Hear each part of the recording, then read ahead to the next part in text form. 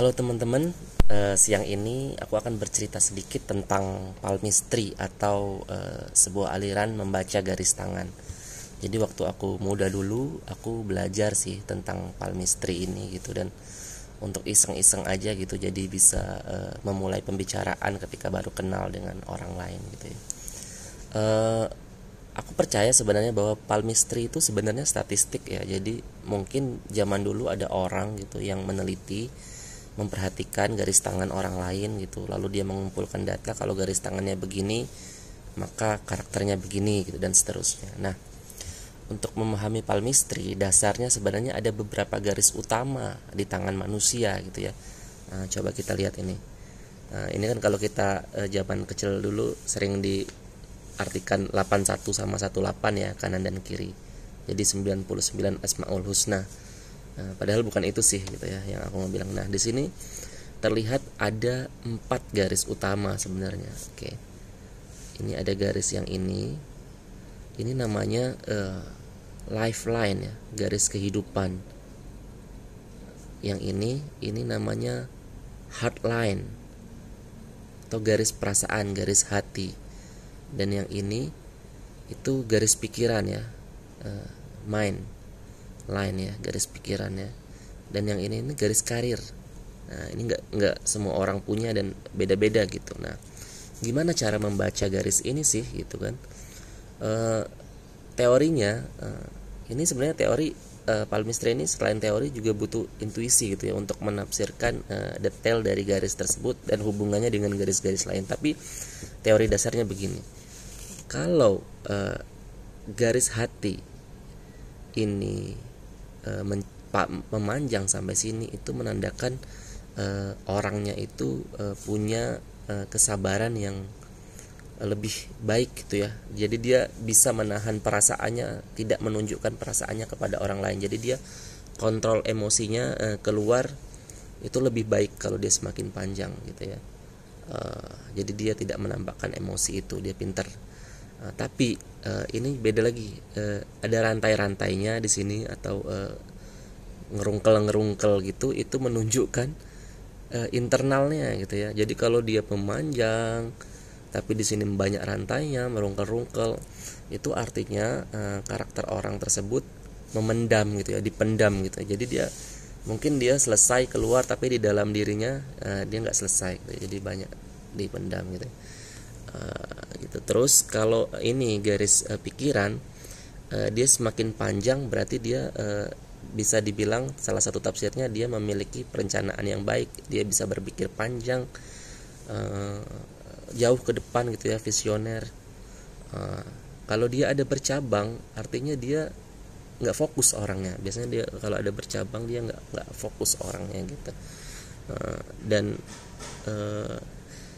kalau dia tadi ada rantai-rantainya lagi di sini, kalau dia ada rantai-rantainya berarti walaupun dia berpikir panjang, pertimbangannya banyak banget gitu.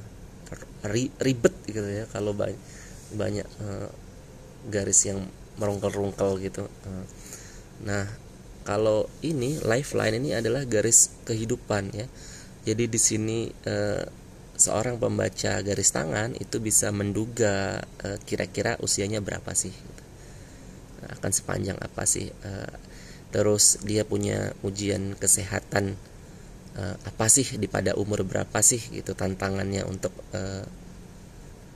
apa ya dalam hidup itu gitu. Tapi di sini palmistry itu aliran yang sebenarnya memberikan solusi gitu ya. Jadi ketika ada satu peluang negatif atau satu peluang positif, maka itu harus dijadikan sebuah solusi ya, dipecahkan masalah itu gitu. Nah, kalau ini dia garis karir nih. Garis karir ini semakin panjang, salah satu tafsirnya adalah berarti dia akan memiliki jabatan struktural yang baik gitu ya. Misalnya dia panjang sekali gitu. Nah, ada juga yang nggak punya garis ini atau nggak jelas gitu. Mungkin saja dia sebenarnya tidak cocok bekerja kantoran gitu. Dia lebih cocok berbisnis gitu, berusaha. Nah, jiwa bisnis itu sebenarnya ada hubungannya dengan garis yang ada di jempol ini gitu. Jadi di sini dia menunjukkan kesupelannya gitu ya. Jadi biasanya orang yang memiliki jiwa bisnis, dia juga supel gitu, berhubungan dengan orang, dia pandai di sini gitu. Nah, ini itu garis yang utama ada 4 sebenarnya ya. Nah, tapi ada garis lain, ada garis popularitas. Garis popularitas itu dia ada di sini nih, tapi ini nggak jelas ya. Kalau dia semakin orangnya berbakat populer, itu garis di sini ke atas itu akan semakin jelas.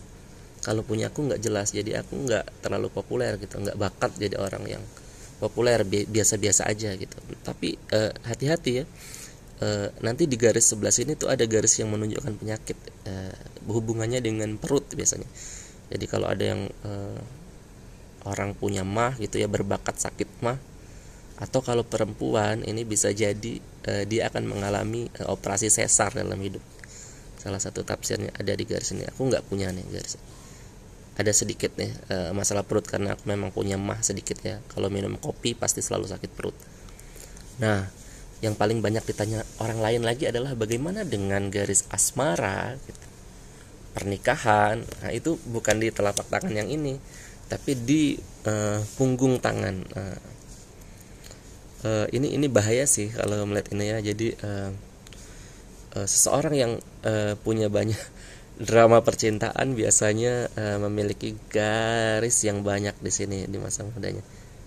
Ada yang mungkin dia disukai oleh orang lain gitu, atau dia yang menyukai orang lain tapi tak sampai gitu. Ini biasanya ada tanda-tandanya di sini.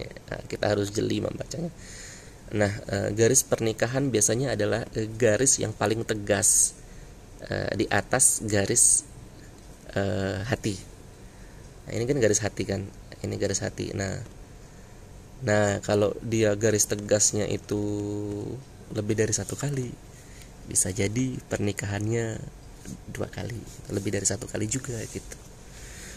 Dan ketegasan garis ini juga menunjukkan gitu ya, rantai-rantainya tadi menunjukkan seberapa banyak dia memiliki masalah dalam rumah tangganya dan apakah dia bisa menghadapinya gitu. Dan cara membacanya itu sekali lagi tetap intuitif gitu ya. Terus jumlah anak biasanya ada di antara atas ini nih, di pangkal kelingking kecil. Itu ada perbedaannya juga laki-laki dan perempuan. Banyak sebenarnya untuk apalagi yang tangan kiri. Tangan kiri ini biasanya kita bicara tentang gift ya, tentang bakat, tentang ketetapan gitu. Saya nggak berani baca yang kiri, saya lebih suka baca yang kanan karena yang kanan ini lebih banyak bicara tentang karakter. Nah, kira-kira begitulah teori dasar dari membaca garis tangan. Terima kasih.